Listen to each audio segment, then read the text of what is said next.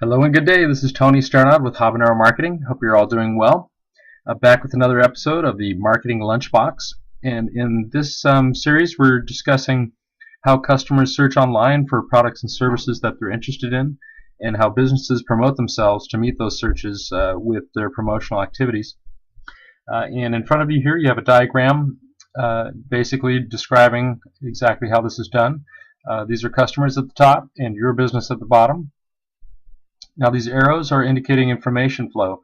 The yellow arrows are searches that customers do to find products and services that they're interested in to satisfy their needs.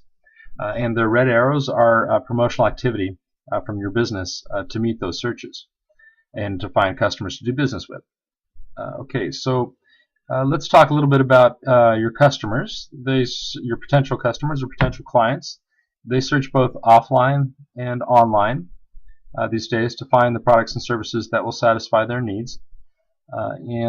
First, let's think about your customers. Who are they particularly? You want to think about their demographics, their age, their sex, their income level, their ability to use technology, etc. And that will determine how you're going to promote to try to find these people while they're searching online for your products and services. In the past, there was only offline search, of course, and now it's still used quite commonly, but more so in conjunction with online searches. We'll discuss that in a bit. But here, in brief overview of offline ways of finding products and services that your potential customers are looking for. They go to print ads. They go to radio and TV spots. They talk to their friends, talk to people at the gym, etc., to try to find out information about products and services that they might be interested in, or companies that might provide those products and services. And they are particularly attentive to location and signage, with respect to restaurants and local stores and shops, that kind of thing. Okay, and then these days they're doing a lot of online searching.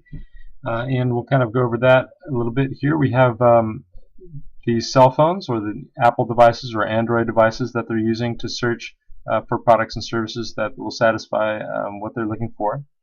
They're using their desktops, their laptops, and their tablets to search in Google and Bing for those products and services. They're going to their social networks, Twitter, Facebook, Google+, and others, Pinterest, and several others, to find information that their friends are sharing about these products and services and potential companies that they're choosing. They're going to YouTube to find out information about your company, or information reviews and unbiased information about your products and services, or the products and services they're interested in. They're going to review services like Yelp and others. Google Maps has a lot of reviews now that are embedded. And this is very important unbiased information that your potential clients and customers are looking for in order to choose a company to do business with. So let's take a look at the reality of today's online searches are outweighing offline searches dramatically. So it really is worth paying attention to. This trend is increasing. A lot of people are using their cell phones and their tablets and their computers to find you, even if they're looking for your phone number and your address. So let's get an idea of your business. You promote yourselves offline and you promote yourself online. And let's think a little bit about your business and what you do well. Do you have a particular infrastructure for marketing? Do you write good content? Are you really good at networking? Do you have a social network that you can rely on?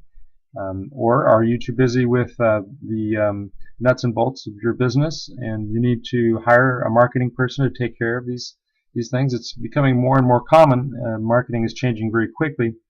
In the past, you'd have a lawyer and accountant, and these days you have a lawyer, an accountant, and a marketing guy.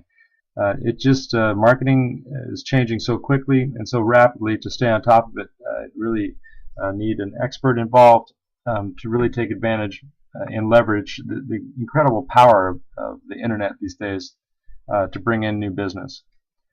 So promoting yourself offline, everyone's pretty familiar with that. print advertising in the phone book and in magazines and direct mail, that kind of thing. You got radio and TV spots, shaking hands, old school networking, chamber of commerce events, etc. Signage and location, everyone's pretty familiar with that.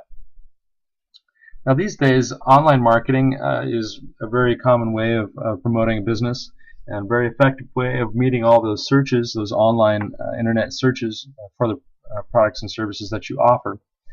So here in front of you is a diagram describing how this is done in short. Online marketing is a combination of website, social marketing, social media marketing, and content marketing, represented by these three circles here. Now these are separate systems, but they're integrated for the best effect, and we'll kind of go over a little bit about the integration. But first let's dive in to your website and how to optimize your website for these particular searches that your potential customers are doing online. So we're going to go over this in brief. In the future episodes, we'll cover it in more detail. But basically, you have website optimization, making sure that you have your keywords that you're interested in, keywords that your customers are searching for that end up in a purchase of your products and services. So you want to make sure that your website is optimized for those keywords and shows up in those search results from your customers. And we have local optimization or localization, and it's a way of making sure that your website is optimized for local searches, mostly done through cell phones these days. Google Maps is a big play, so you want to make sure that your website is optimized to take advantage of this very powerful way of searching. People often don't go to your website, but this enables you to rank on a search done on a cell phone. Finding, say for instance, they go to a cell phone, they search for your products and services, they find your location on Google Maps and they call you directly. No website needed. But optimizing your website for localization is a great way of ranking highly for those terms. And finally, mobile optimization. You want to make sure that your website renders on different sizes of tablets, different operating systems, different cell phones, Apple and Android cell phones in particular, and making sure that your brand is carried through these different platforms. So it's a way to optimize your website for different devices. Okay, let's talk a little bit about content marketing. So content marketing includes website keywords and videos on YouTube, blog posts or other text-based, microblog posts like Twitter, social bookmarking like Foursquare, pictures like Pinterest and Instagram. You got review services like Yelp and Google and others. Review services are obviously very important and crucial for people, and coming soon they'll be even more important. The way suggestion-based searches are done, and we'll talk a little bit about that in future episodes. Some other content ideas are, ebooks, PDFs, infographics, that kind of thing, are commonly put up on the web and tagged with your information so that it helps you rank for the searches for products and services that you offer. Okay, that's a little bit about content marketing. Let's talk about social media marketing. Everyone's pretty familiar with Facebook and Twitter and Google Plus, but there are ways to distribute or post content on these social networks that will help you rank high on a search result on Bing or Google Maps or mobile applications. YouTube is a social network as well. Pinterest and Instagram, you can have social networks built around your content. We have LinkedIn, which, these are important. Each one of these are important for different verticals. So, you'd have a different mix depending upon your vertical, but they are important plays nonetheless. Tumblr and Reddit and Foursquare being a location-based social network, very important for local companies like restaurants and such. Okay, let's take a look at the integration between these three systems. When you integrate these systems, they become very powerful in helping you rank on the search engine results for the products and services that you offer. and that there is Google Happy Zone. That's where we all want to be. So in general, we'll talk about this integration in detail in future episodes, but in general, you have website and social, meaning you're putting your links to your social media on your website. You are putting links to your website within your social media posts. Social and content integration is making sure that you have your social media links in your content that's out on the web, separate from your social networks, and making sure that you post your content on your social media, on your social networks. And content and website integration, making sure that you post the content that's out on the web again on your website. You won't get into duplicate content problems that way if you're careful about it. And then having your website linked in your content that you have out on the web. So that is the meat and potatoes of how to go about marketing your business online these days.